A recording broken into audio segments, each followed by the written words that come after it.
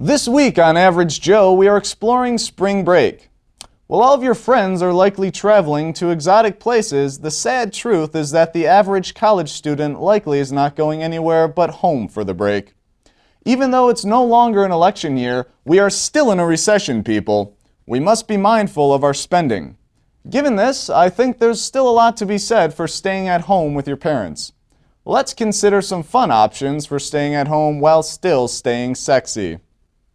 First off, with all the money you're now saving by not going on a spring break, you consequently have more party funds.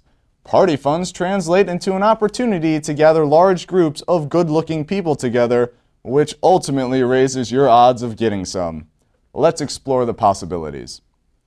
The easiest idea is to host a party yourself and invite friends over to join in some debauchery and shenanigans. Don't forget to call up that old high school hookup along with the ex-girlfriend or two that you still talk to. A couple bottles of Sprite Remix and Pizza Hut should do the trick here to get everyone loosened up.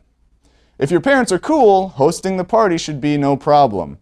However, if they aren't down with you bringing some random girl back to your childhood bedroom, you'll have to explore other alternatives.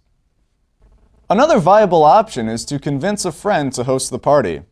Con him into inviting all of his friends over, preferably with a mixture of people you know and people you don't, in order to increase your odds of hooking up. By hosting the event at his place, you avoid both the awkward, "Hey, this is where I played with Legos 10 years ago" conversation, along with the whole parental judgment thing. Finally, and this is my personal favorite, visit other colleges. Being that Michigan has basically the earliest spring break anywhere, ever, it means that other schools are still in session and partying. While I will likely be spending a large portion of my time at Michigan State, some other options include Central, Western, and Grand Valley. Recall that as we learned in the movie Superbad, the lower their IQs, the more likely they are to fellate you. Most importantly over spring break, make sure you take time to relax. Sleep in, read a good book, and catch up on some schoolwork.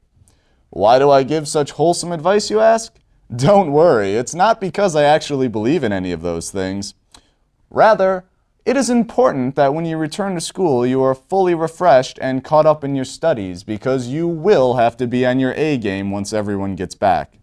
Inevitably, there will be a whole slew of guys that cheated on their girlfriends after a crazy weekend in Panama, and those girls will be on the hunt for revenge sex.